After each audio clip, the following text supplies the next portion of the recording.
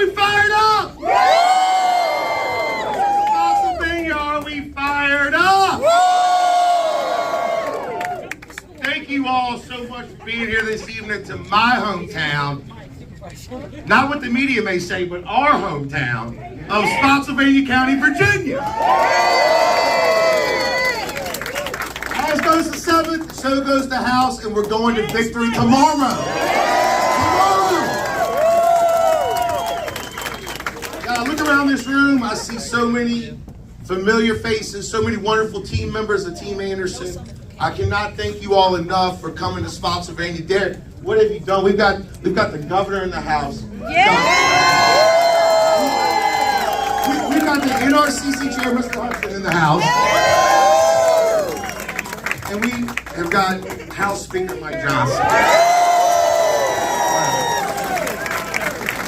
In Spotsylvania County, in the 7th. I'm telling you right now, I can tell you, I think it was probably easy for Derrick to campaign in the 7th because growing up, going to middle school together, don't let the gray hair fool you. I promise you, we are the same age. All right, so it was easy for him to campaign the 7th because we've seen it out of our bus windows as we were kids, right? Going on field trips to Luray, going to Monticello, going to Caroline, going to the Rappahannock River, the Potomac River, going out in high school, battling each other at Spotsy and Cortland and Caroline, and all the high schools throughout the 7th that we've won and competed against. It hadn't been easy for him to campaign, but I'm telling you, we've got a fight on our hands tomorrow. Absolute honor and privilege to be here this evening. A small hometown farm boy from Spotsylvania sharing the stage with these wonderful patriots. And all of you. Before I get off, I'm going to introduce NRCC Chair Richard Hudson. He's going to come up and say a few words. But look, do me a favor. It's up to us here in Spotsylvania, in Orange, in Culpeper, in Madison, in Stafford, in Fredericksburg, and our friends up in Prince William. We've got to rock the rural areas. Bring 10 of your friends, come out and vote, and let's make our voices heard and send a hometown boy to D.C. I tell you what, I've learned this whole political thing. I can sit up here and talk all evening, right? But please, everybody, give a warm hand to NRCC Chair, Mr. Richard Hudson. Thank you. All right, how we doing, Spotsylvania? Man, I'm thrilled. You know, I'm from North Carolina, but I was born in Franklin, Virginia, so it's good to be back. Let me tell you, folks, Jake's exactly right. We're in for the fight of our life right now. There are folks in Washington, D.C. that don't think like you and me. And one of them has come here and he's running for your seat in Congress. But we're not going to let him win. What a good governor you've got compared to the lousy governor we've got in North Carolina. Let me tell you something. Glenn Youngkin is a leader. He's led on education. He's led on supporting our cops. This man has shown us what good government looks like. It's an honor to be here with you, Governor. Please come up and say hello. Okay, Spotsy, are you ready to win? Yeah! Are you ready to win? Yeah! We know how to win in Virginia. We know how to elect Derrick Anderson to the 7th Congressional District. Yeah! I don't know if you guys saw this today, but his opponent forgot what district he was running for. He did. He was on TV, they asked him how it's going. He says, I've campaigned in every corner of the 11th. Sorry, wrong district. Derrick Anderson's going to win the 7th. Let's just be clear. He's going to win the 7th. My friends, we know one truth. Elections have consequences. Elections have consequences. And we have seen it, bold-faced Technicolor, with loud music the last 4 years. What we've seen the last 4 years is a nation that went from strength to weakness, and it's time to take it back to strength again. Yeah. Strength again. A nation that truly was energy independent and now imports oil from Venezuela and other dictators. We need to make America energy independent again. And Derrick Anderson's going to go work to make America independent again. We know every state's a border state, and you've seen it right here. You've seen it right here. On average, every day, 5 Virginians die from fentanyl overdose. We know where it comes from. Starts in China, goes to Mexico. They do their assembly. They send it illegally over the border. It either goes through Los Angeles to Virginia or comes up the highway system, up 95 and up 81. And guess what? 5 Virginians a day. Declare a biological weapon. There you and go. Sick the military. There we go. My friends, we have to secure our border. We will not have Jordanian illegal immigrants crashing the front gate of Quantico Marine Corps Base again. We will not have illegal immigrants assaulting our young women again. No. My friends, we have work to do. And Derrick Anderson is going to go to Congress and help Donald Trump secure the border.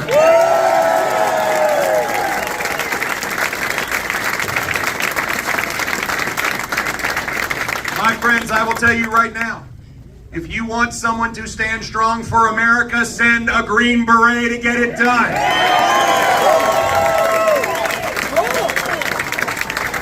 Trump was our president right now, we would not have war in Ukraine. We would not have war in the Middle East. We would not see China threatening Taiwan. My friends, we need a Green Beret to stand with Donald Trump to make sure that we have peace through strength, and that person is Derrick Anderson. Now, we know how to win elections in Virginia. Because in 2021, everybody said it can't be done in Virginia. But let me tell you, it can be done. Thank you for hiring me. Thank you for hiring Thank you for hiring our Attorney General who won a big case in the Supreme Court last week. Elections have consequences. So as the chairman said, you have a job tomorrow. Your job is, if you have voted, you must go get 10 friends and get them to go vote. Let me tell you what that means. That doesn't mean to quietly hope they vote. It doesn't mean to suggest they vote. It means going to pick them up in your car, taking them to the polls, and watching them vote. And then give them a ride home and maybe buy them a burger on the way back. That's, maybe Donald Trump would be working at McDonald's. That's what it means. And then those of you that have not voted, you are in charge of yourself plus 10 other people. So I need 11 votes out of every single one of you folks that have not voted. Derrick has got this. He has worked harder than any candidate in America. He has been at grocery stores. I was at church with him yesterday morning, and I watched him pray over the 7th, the Commonwealth, and the country. This is a very good man. You will be proud that he is your congressman, but you will only be proud that he is your congressman when you get out the vote tomorrow and elect Derrick Anderson, the next congressman in the Senate.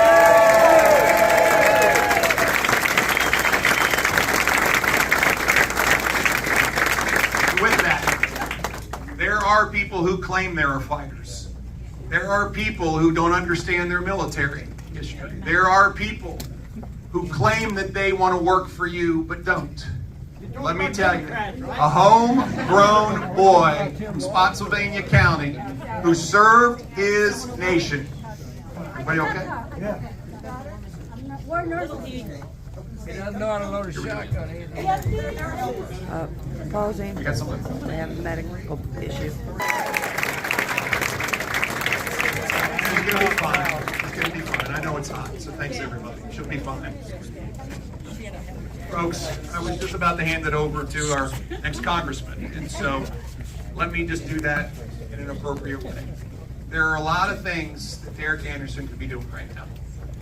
What Derrick Anderson decided to do when he watched the disastrous withdrawal from Afghanistan, when he watched America all of a sudden tuck and run, when he watched our military put in a position where they weren't allowed to do the job that they were prepared to do, Derrick Anderson recognized that he was in fact called to serve. He did what he has done his entire life. And he put his hand up and he said, "Send me." And that's what he's doing right now. My friends, we got to come together and send Derrick Anderson to Congress.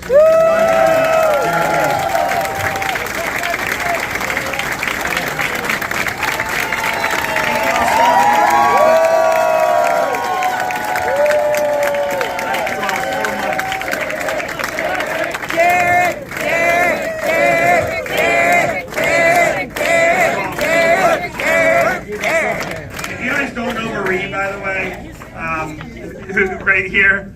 Marie, by the way, has written hundreds and hundreds of postcards, and let's give her a round of applause for everything that she's done. She's doing fine. You know, it's really surreal to stand up here, especially up here with Jake Lane, who he and I were in middle school together, for God's sakes, folks. I see people out here from across the district. I see people that I went to high school with, that I grew up with. Look, I never thought, as a kid from Spotsylvania County, that started my career working at my mom. By the way, this is my mom up front, guys. Say hi to Mom.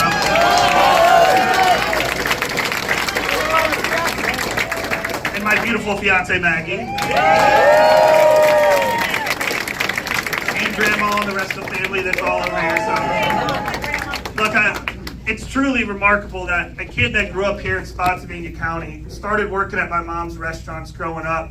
I was mopping floors, washing dishes. Eventually, she promoted me to be a cook. So if you ever at the Whistle Stop and you're in the back, you got a mean hamburger, that was me. Who ended up being the first person in his family to graduate from college at Virginia Tech. I ended up joining the military. I started off as an infantry, go Hokies, go Hokies. I went into the Army, started off as an infantry officer, went to Ranger School before going to Iraq for 15 months as part of the surge. I then went to the Honor Guard, did over 150 funerals at Arlington National Cemetery before earning my Green Beret and leading 2 Special Forces teams over the course of 5 deployments, including Afghanistan, Bahrain, Lebanon, Israel, and Jordan. I got out. I ended up going to law school and clerking for 2 federal judges, folks. And like the governor and Jake were talking about, look, I never had this in my forecast. This was not what I thought life was going to take me, but God has a plan. Amen. God has a plan, and I'll tell you, when I saw the botched withdrawal in Afghanistan, it really hit deep in the soul to me. Specifically considering I lost 5 of my guys in Afghanistan. In fact, I think one of my brothers, he might be here, I don't know if he made it up here.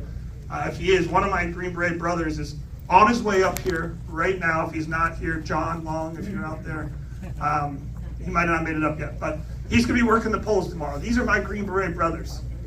And I saw what happened in Afghanistan when we saw people clutching to the side of aircraft, babies being thrown over barbed wire, and 13 of our U.S. service members killed, and the current president and the current administration never recognized it, never once held anyone accountable.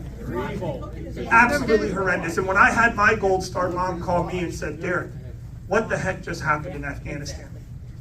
I didn't have any answers. Neither did they, because it was a complete screw up. That's what got me into this race, folks. That's what got me to run for Congress, to be able to represent the 7th Congressional District, the place that raised me. And folks, there is a very, very distinct difference between me and my opponent in this race. My opponent in this race is focused on his past. He's focused on a revenge tour with President Trump and doubling down on Kamala Harris and Joe Biden's failed policies. My opponent not only lies about me, but he lies about himself. You just heard the governor talk about it, but he doesn't even know what district he's running in right now. Just this morning, he said that he was running he's been far and wide in the 11th district. Absolutely insanity. He's not only lied about me, but he's lied about himself. He's lied about his military background, saying that he was a colonel when he wasn't. He stated that he used weapons of war overseas on the battlefield when he didn't. And in fact, he just got called out this past Friday. He did an interview, and during that interview, he could not answer the question of whether or not he fought in combat. Why? Because he lies. And if he's willing to lie to you about something like that, what else is he willing to lie about, folks? We know he's doing it for political purposes. Why? Because he has nothing to run on. They are on the wrong side of every single issue, and my opponent would be a rubber stamp to Kamala Harris and her failed policies that got us into the mess that we're in. Well, we're talking about the future, folks. We're talking about making life more affordable for people here in the 7th Congressional District. Right now, as you look across to your left and right, The average family here in Virginia is spending $1,100 more a month under the current administration. Yep. A third of Virginians, 35% of Virginians, are living paycheck to paycheck. Why? Because putting gas, groceries, clothes, rent on their credit cards, they can't pay it back. In fact, a quarter of Virginians right now are delinquent on their credit card payments. Folks, we got to change that. We absolutely have to change that. We need to make sure we get a balanced budget. We need to make sure we keep taxes low. We need to make sure we get U.S. energy back up and running, folks, to get this economy back on track.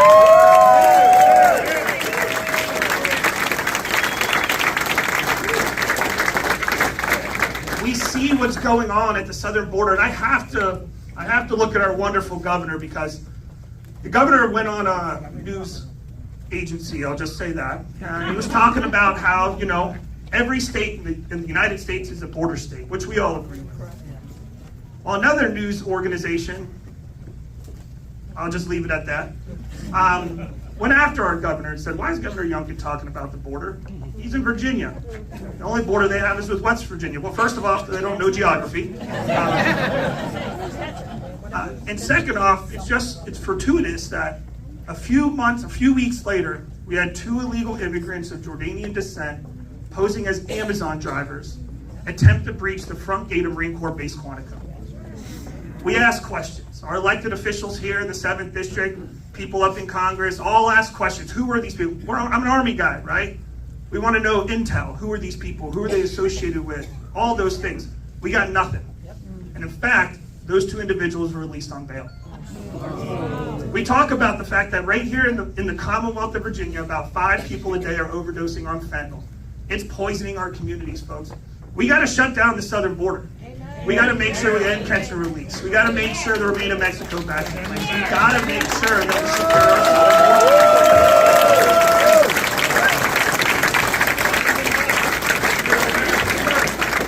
And folks, we're a country founded on immigrants. We want a tall wall, but we want a wide gate. So if you want to come here legally. We'd love to have you. Amen. Folks, this election is truly going to have consequences. It's going to be a close race. I can't tell you enough how much it means to me that y'all are out here. And for those of you who voted early, congratulations, that's awesome. Yeah. We need every single person to get out and vote in this race, folks. It's going to be a tight one. We've been outspent 10-1, and look where we're at. We're tied up. Right? 2 weeks before an election, we saw that it's completely tied up. 2 weeks before an election, after being spent 10-1. Why? Because of you. Yeah.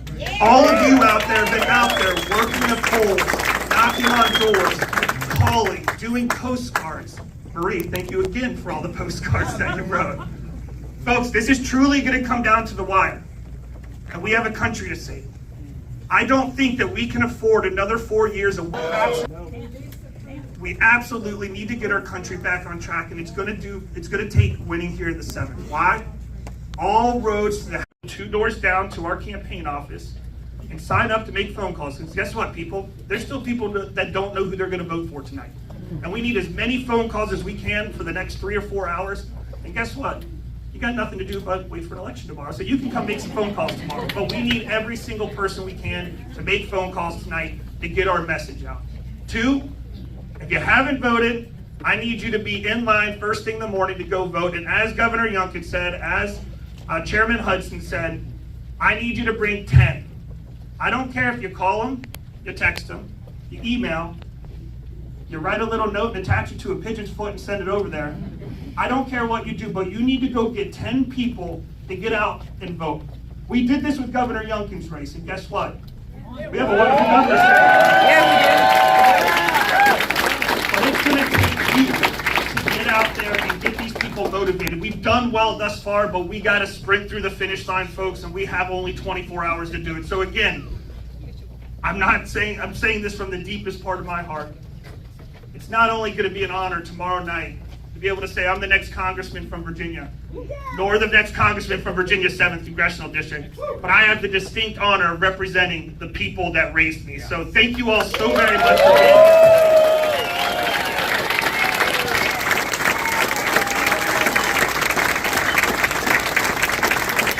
And without further ado, I'd like to introduce our Speaker of the House, Mike Johnson.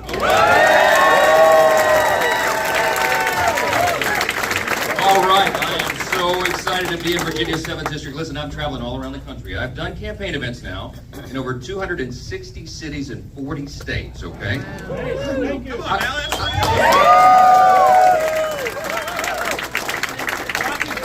I was Glenn Youngkin's height when I began this work. We're still going, okay? You know why? Because this is worth it. And I want to give you some good news tonight. I want to tell you, you know what's going to happen tomorrow? We're going to win the White House, the Senate.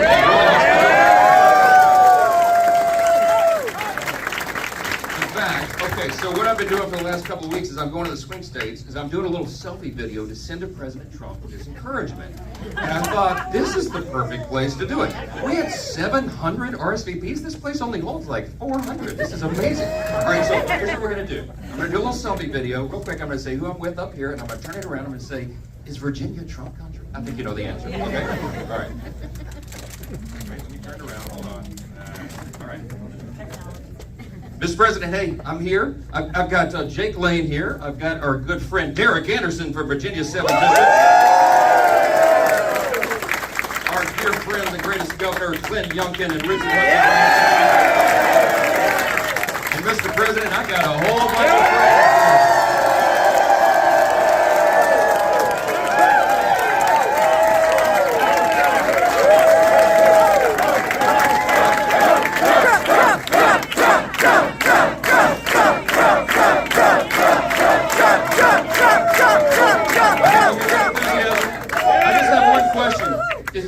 Is Virginia Trump country? What do you think?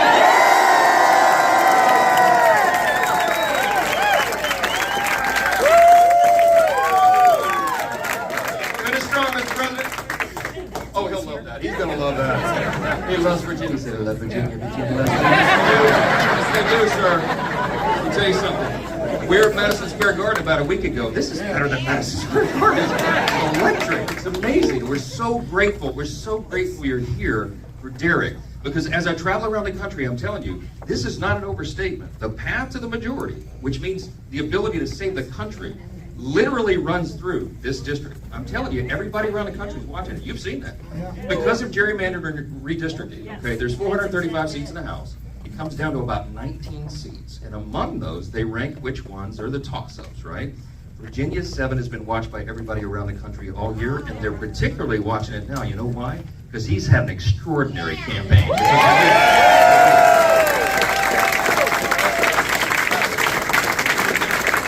I'm telling you, it doesn't matter where I go around the country, and I go everywhere. I mean, I go north, south, east, west, everywhere. No matter where we are, everybody in this country right now is fed up and fired up.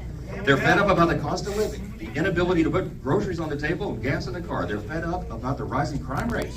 Every time you put a radical, woke progressive in charge of a city or a state, they destroy it. They destroy it, okay? They do. That's why you gotta have great leadership like Glenn Youngkin, I just want to say. But look, people are fed up about the cost of living. They're fed up about the rising crime rates. They're so fed up about that open border. And all the reasons we talked about tonight, it's an absolute catastrophe. And by the way, we got terrorists and very dangerous people now set up all around this country. We let the enemy inside, okay? This is a dangerous moment. And I'll tell you another thing. People are very concerned, and they should be, about the weakness that we have projected on the world stage. We've gotten ourselves into the most dangerous moment since World War II. That is not an overstatement. As we stand here right now, tonight, Russia, China, Iran, North Korea are working together, coordinating, plotting our downfall. They're plotting the downfall of freedom around the world. How many of you know a strong America is good for the whole world, right? You can make an argument that we're facing the greatest collection of challenges that our nation has faced since probably World War II. Some people say the Civil War. And you know what serious times call for? Serious leaders, right? Yeah. Derrick is not playing games. This guy's had so many combat tours. I mean, from combat to Congress is what the sign says. We're doing political combat right now in Washington, okay? Look, I need Derrick Anderson at the table with us. When we're facing down the enemy right now, when we're trying to restore peace through strength, which we will, you gotta have people who know what they're talking to. You can tell this about Derrick. He does not suffer fools. This guy's not running for Congress to be famous or get attention for himself. He's running for Congress because he wants to save the Republic. And that's why we're so excited about his candidacy. You're gonna help get this done. It doesn't happen without our friends and our family and all the people who care about the country like we do. Get out and vote. So when they say grab 10 friends, that's an actual order, okay? That's a request, all right? We actually have to do that because every single vote's going to count. We have a colleague who won her first seat in Congress in 2020 by 6 votes. 6 votes. Marionette Miller Meeks of Iowa. We call her Six-Pack. She's about 5 feet tall. She increased her margin ever since. She's in another type one now. But look, every single vote counts. Every single one. You cannot take it for granted. We've got members of Congress. I mean, we couldn't even get them all in here. They're traveling with us to come and stand with Derrick. We got guys from Ohio and more from North Carolina. They're all out here in the hallway right here. We got support.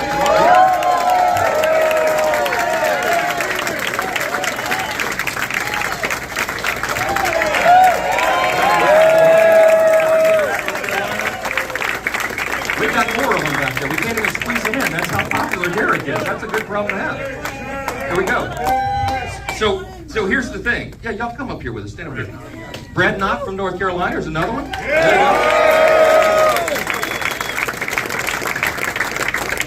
I want to tell you this. I could have brought a plane full of members of Congress and candidates up here to stand with Derrick tonight because they all stand with him. They're back home right now trying to finish their races strong, but we brought a sampling to show you how important he is to us. He is important to America. Let me say this right now. I try to summarize this everywhere I go around the country. We're not in a battle anymore just between R's and D's, okay? I mean, it is Republican versus Democrat, but every single one of us knows this election is different. Something is happening. It's more fundamental than that. We're in a battle between two completely different visions for who we are as a nation and who we're going to be. And they say, oh, you're conservatives. What are you trying to conserve? I'm so glad you asked. What we're trying to conserve, well, first of all, how about the Judeo-Christian Foundation? Amen.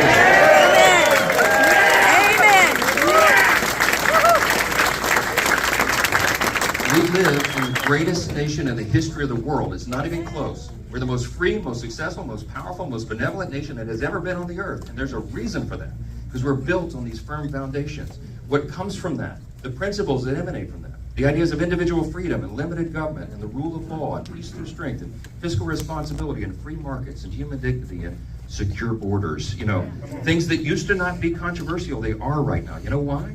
Because now we're facing a whole new element. How many of you know this is not your father's Democratic Party, okay? Absolutely. They took a hard turn to the left. I mean, far left, my friends. This woke progressive Marxism is what it is. And these people, some of them call themselves socialists. All of them espouse this. Yeah, if you know Marxism, you know that socialism is just a step towards communism, which they think is the ideal society, right?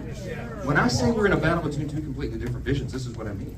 We are trying to conserve the founding principles that made us the greatest nation in the history of the world. We have reverence for all those things I just said.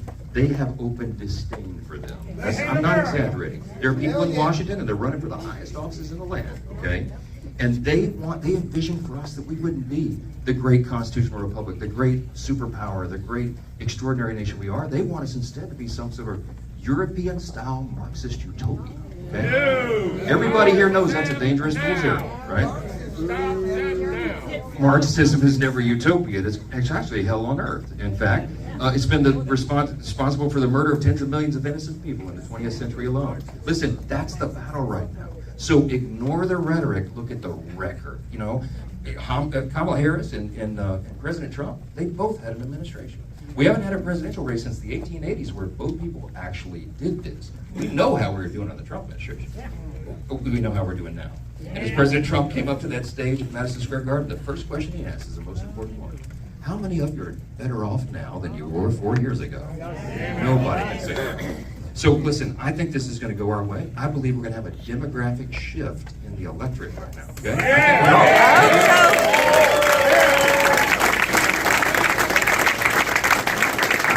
I think when they do the analysis beginning Wednesday morning and in the weeks thereafter, they're going to be shocked. I think we're going to have a record number of Hispanic and Latino voters that come in.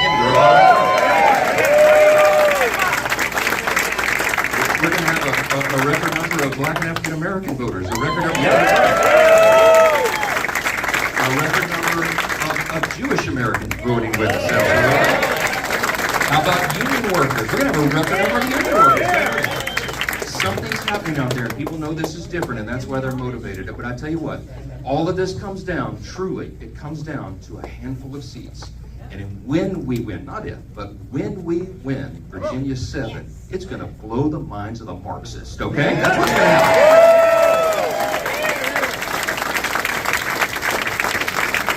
I can't wait for that. I can't wait for that. Derrick Anderson is their worst nightmare. A serious guy who knows what he's doing. We got so many things for Derrick to do when he gets to Congress. You have no idea how busy he's going to be. And as the governor said, he will make you proud. And he will help us make America great again. And he will help us save America. So we're so grateful.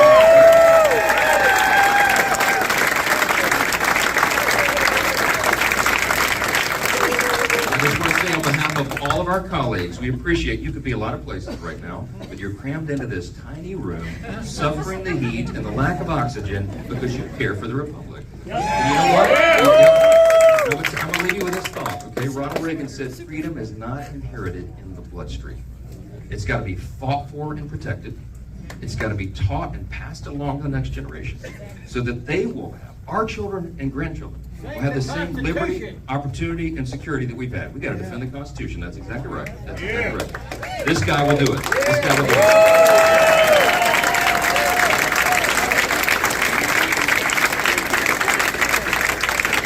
I'm going to drop the mic after this. I'm going to just tell you this, okay? I mean, not literally. I'm just going to be done. I want you to know, I get accused of over-spiritualizing everything, but I don't think you can over-spiritualize it. No. I just want to tell you, I am convinced that God is not done with America yet.